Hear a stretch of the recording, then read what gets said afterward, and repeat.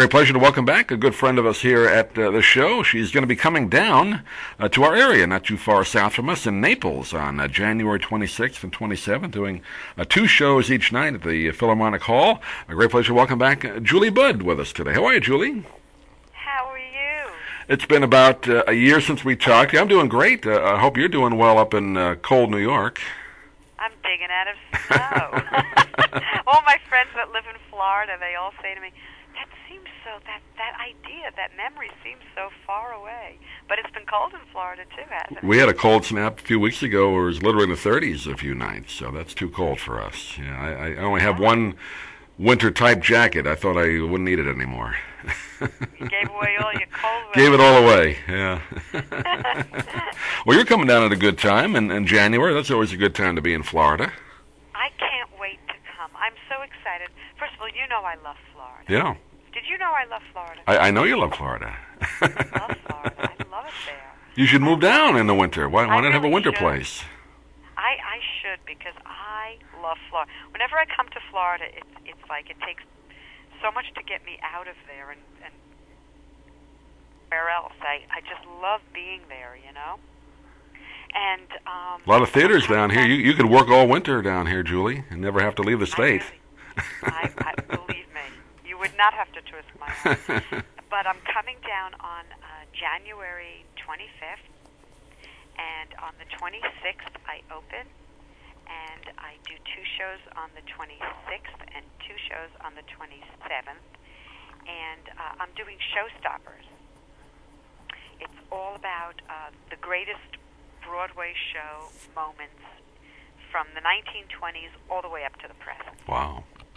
Yeah, and we cover some really, really interesting composers and lyricists and some really, really fine moments in the theater.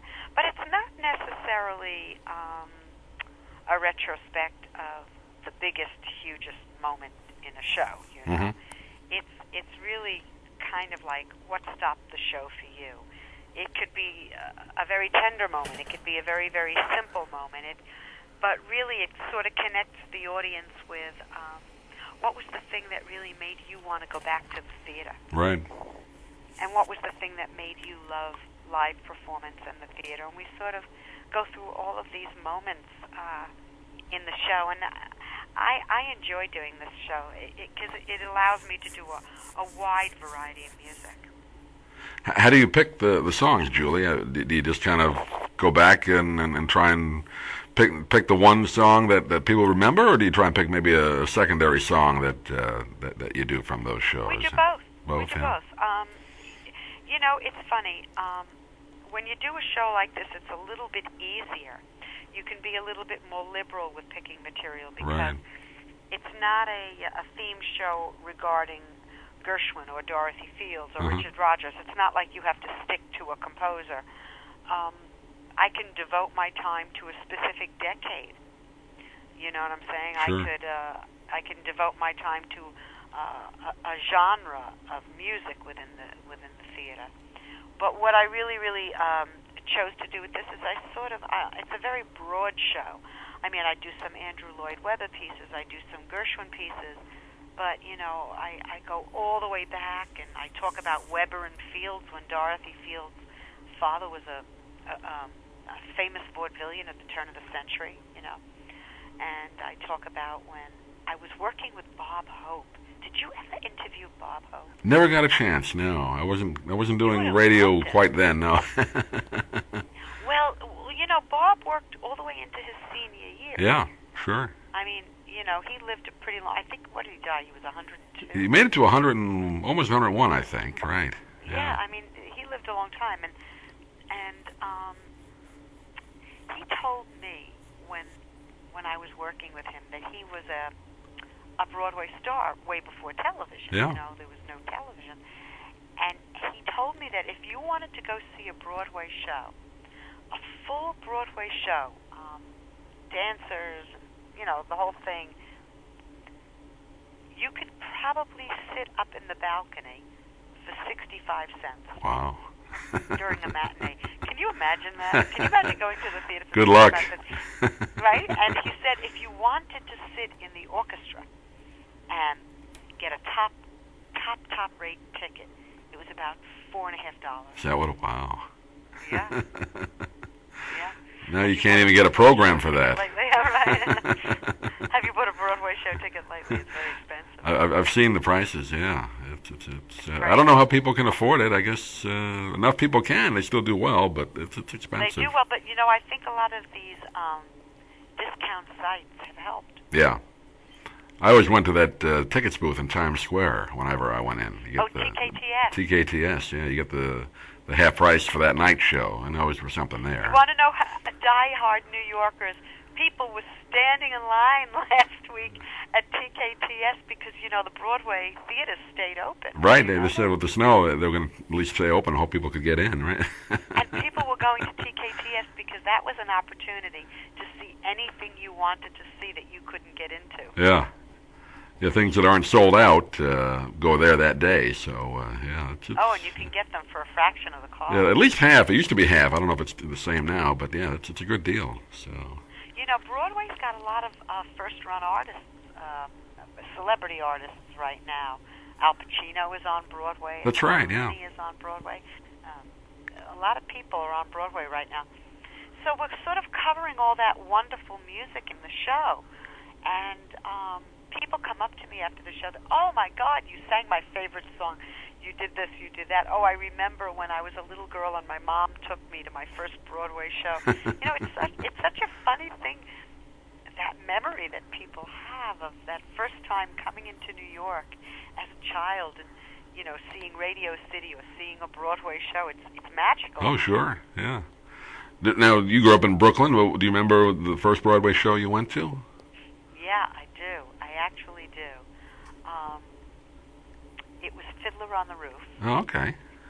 And my sister Jill, we were living in Brooklyn, and my sister Jill took me on the train. And it was the first time I ever went on the train into Manhattan with my older sister. I was praying she knew what she was doing. Right. And we got all dressed up.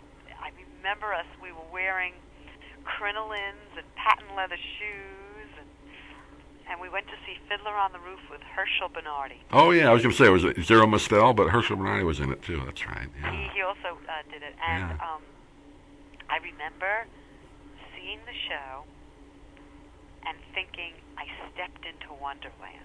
I remember thinking, this is probably the greatest thing in my life.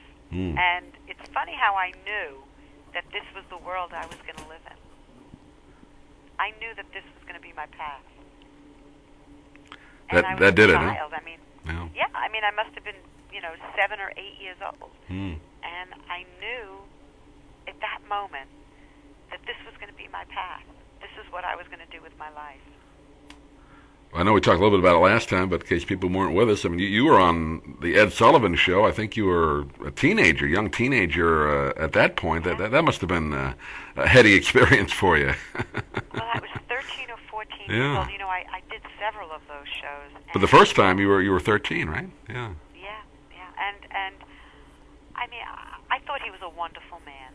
I really loved Ed Sullivan, and I loved everything about him. He was a very principled man. He was a very, very good man. And I really wish, actually, today that we had something like that. I do, too. It was a great time. And everybody did the show.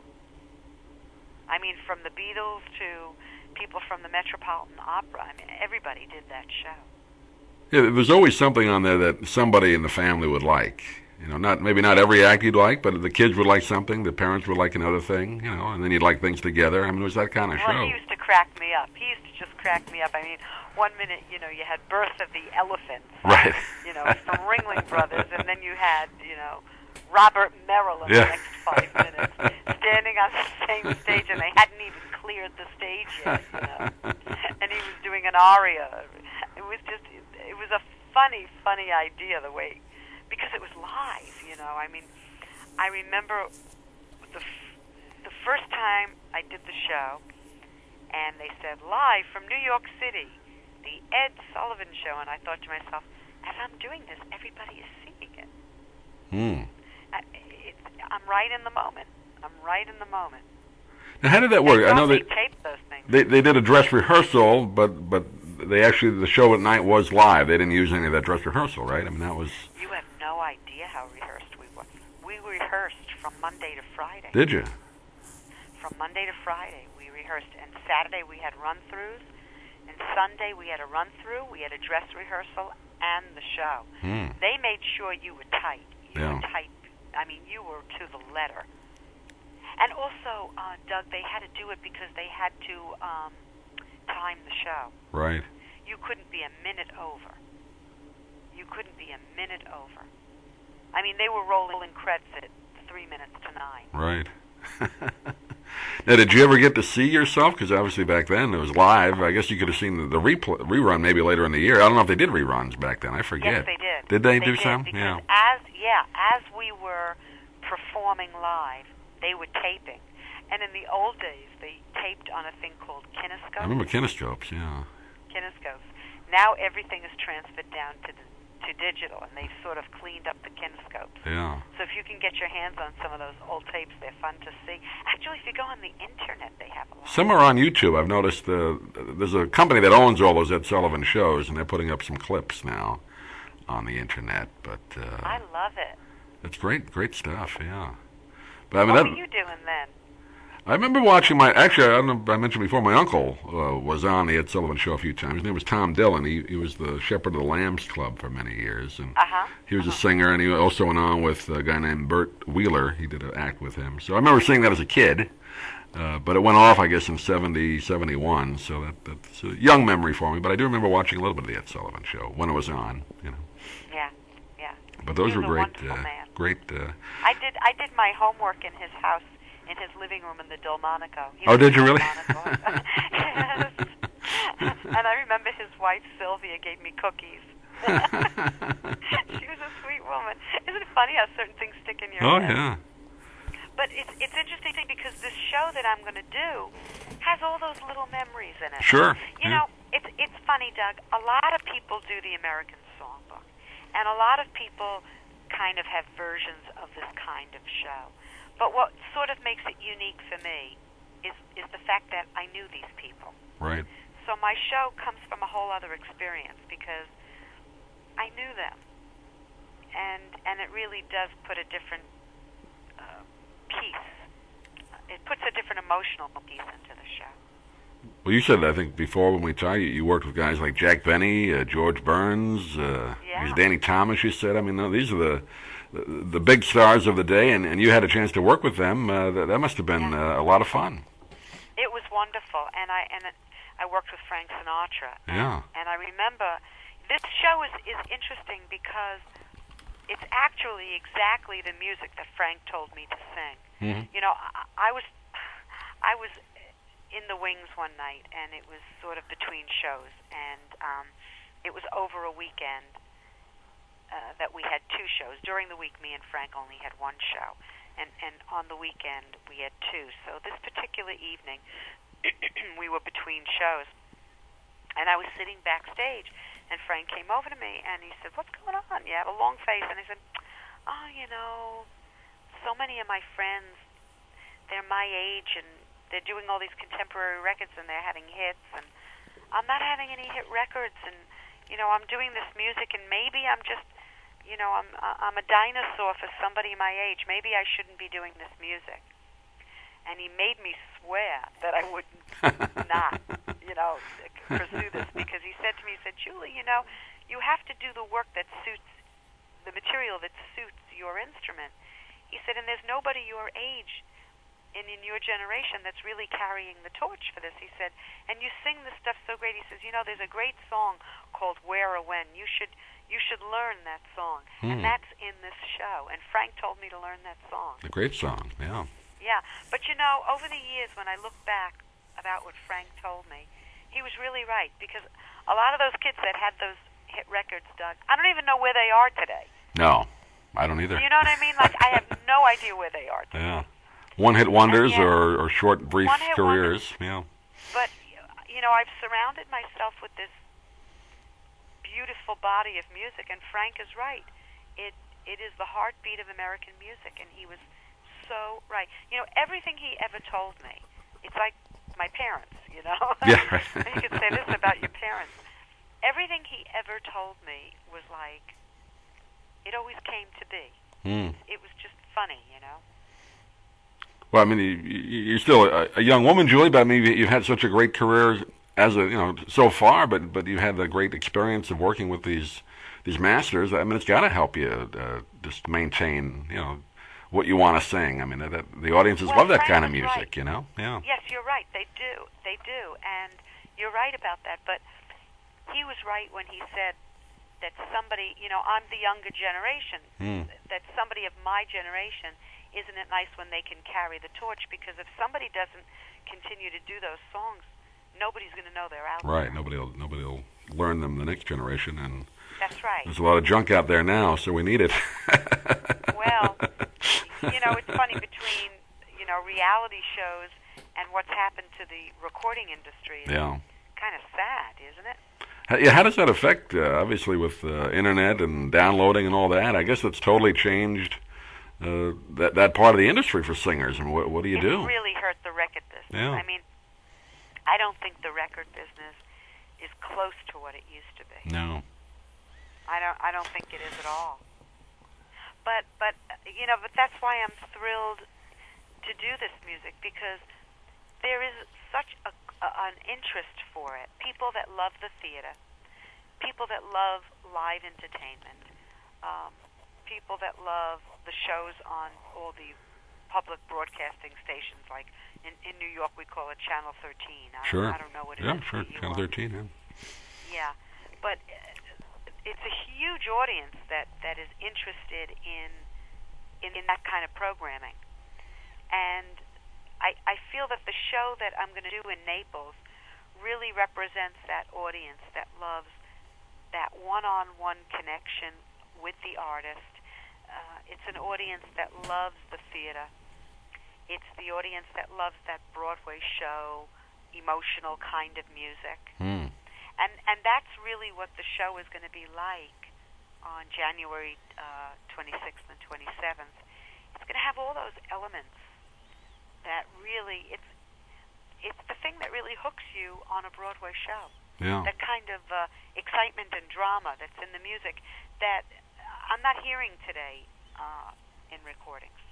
I don't know about you, but I'm not hearing it. No, I mean, there's some good. I'm missing something. Well, there's some good Broadway stuff today. I'm not to denigrate that, but fabulous Broadway stuff. But it's not quite what it was back in the years of Rodgers and Hammerstein. I mean, those shows had 5 or 6, 7 hits in them. Maybe now you get one out of a Broadway show. That is a brilliant point. That's a brilliant point, and it's funny that you should make that point, because when I talk about Babes in Arms in my show, I tell the audience every one of these songs in the show was a complete smash hit. Yeah. These days, if you walk away singing one song in a show, you're lucky. You're lucky, right? Yeah. Yeah, I mean, you have Addams Family, you have a couple other shows. I mean, good shows, I'm sure, but you're not remembering the score, You're not remembering the score. That's such an important thing. Yeah. That you said. And the songs work great within the context of the show, but like you said, when you walk away, you're not humming anything. No. And it's a little more star-driven, I think, today than maybe it used to be. And nothing wrong with that, but it used to be didn't have to be a huge star in it. People would go see the show because they knew the music was going to be great. But I think that's changed a little bit. Yeah. But there are so many great songs out there. Oh yeah. Today with Broadway shows, Defying Gravity from Wicked. Wicked, right. There are some really, really wonderful songs out there, and I think Frank Wildhorn is a wonderful writer. A lot of the things he did in Jekyll and Hyde and Civil War, and he's a talented guy. And I love that. I love that a lot of rock and roll musicians are now going to Broadway. Right, I've heard about that. Yeah. Yeah, a lot of rock and roll musicians. Look at Elton John, and a lot of rock musicians are writing for Broadway right now. So it's kind of interesting to see that, and I'm glad, because it brings a younger audience in. Oh sure. Yeah. And it's that next generation of kids that want to be Julie Andrews. That's right. Or Julie Budd. Or Julie Budd, Before we wrap up, Julie, I just want to ask you, what is your day like? Do you have to do a couple hours rehearsing a day, or how do you go about your day? It's huge. It's huge. The body of music that we're doing in this show, we're covering so much music from the 20s all the way up to the present. So there's a huge amount of music, and there's a through line. So there's a lot of dialogue in the show. So there's a conversational through line with the music as well. And then, of course, I have to have spectacular costumes. Sure. I mean, they have to be killer diller costumes. Got to give them something for their money. Now, are you involved with that, too, helping design those? Yeah. Right. Oh, yeah. And then, Herb and I have rehearsals all the time. We want to be really, really tight with the music. And I vocalize at least 45 minutes each day. So, listen, I'm a joy to live with. Well, I guess it's if you play an instrument, it's the same. When you sing, you have to practice every day, don't you, to keep it strong? You really do. It's a muscle, and it would be like if a dancer didn't stretch, or if an athlete, wasn't on top of his game. If you're singing, it's a physicality. It's a physical. I call it the physical phenomenon, and it comes from you, and you've got to keep it flexible and at your command. And the only way to do that is to do the fundamentals every single day. Right. And I do believe that if singers do that, they can do well for a very long time. Does the voice get stronger as you go along, Julie? Or do you think it's better now? You're singing better now than you ever have? Or does it work that way? I feel I have more control. Control now, yeah. I have more control than I've ever had before, and I'm glad to be able to say that. I've really been very, very mindful and watchful of my voice over the years, and that's really important. The rigors of the industry can really hurt a voice. Constant interviews, lack of sleep, flying around, tension, constant singing. It could all be exhausting, and the first thing it's going to affect is your throat. Your voice, sure. Yeah, but I've been really, really careful about pacing. And by the way, I wanted to ask you: have you seen the room at the performance space at the Philharmonic that I'm going to be playing in? I have not seen in person. No, I checked out the website and took a look at it. Looks great. It's a beautiful space. We should really let the people know this is a very unique space that they're going to love. It's extremely intimate, and yet it's very theatrical, as the rest of that venue is, of course. And it's a state-of-the-art theater, and every seat's a great seat in the house. And we're going to give you an experience that you're just going to feel like you're visiting all those great Broadway shows in music. It'll be an hour and a half of every show that you've loved. Every show. You name it, from Gypsy to Company to Phantom of the Opera to Sunset Boulevard to Wicked to Babes in Arms. I mean, you name the show. Mame. Every one of them. We're going to be covering songs from all of those shows. So whichever your favorite show is going to be, we're going to cover you in this show. It's like Ed Sullivan. There'll be something in there everybody likes. We guarantee that. I think so. I really do. I really, really do. I mean, there's a huge body of music in this show. Yeah, that's great. We want to just invite the folks to go to your website, juliebudd.com, right? They can get information on tickets for the Naples show and your CDs as well, right? Or they could go to the website at Philharmonic Hall as well. Philharmonic Hall in Naples. They can just Google that as well. But your CDs are available on your website. We invite you to check that out, because we've been playing them on our show down here, and it always gets great reaction. And Amazon.com as well. And thank you. Yeah. Thank you so much for playing my music, Doug. No, I mean, I can't tell you. You've been such a pal.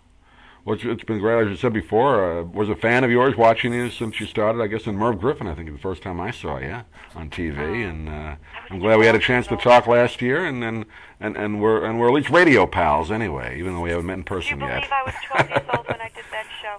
I don't. I can't believe it either. It's unbelievable. Not too many 12-year-olds get on national TV, Julie. That's pretty impressive. Well, not many of my friends got their own radio shows, so you're pretty impressive, too. Yeah, radio's fun, but I always liked the Merv Griffin show. I thought he was one of the best interviewers. I don't think he was given credit as a good interviewer. He was a good showman, but I enjoyed his interviews. Well, he was genuinely interested in the folks that he chatted with. You know when you're talking to He loved show business. I think that came through. Yeah. Don't you feel that way about your work, too? Sure. I'm interested in people like yourself. I mean, I want to hear about you. That's interesting to me, and I think that's what you have to do if you're going to interview people. Well, the bottom line is, you got to love what you do. Yeah. And if you love what you do, whatever that thing is in life, you got to find it. Love what you do. Yeah, yeah. Well, folks, I hope that you love music because I'm going to be in Naples, and I hope everybody will be there. Coming up on the 26th, 27th of January, go to juliebud.com or Philharmonic Hall, Naples. You can just Google that. And we appreciate you joining us today, and we will definitely see you real soon and talk to you again. And I'm getting out of the snow soon.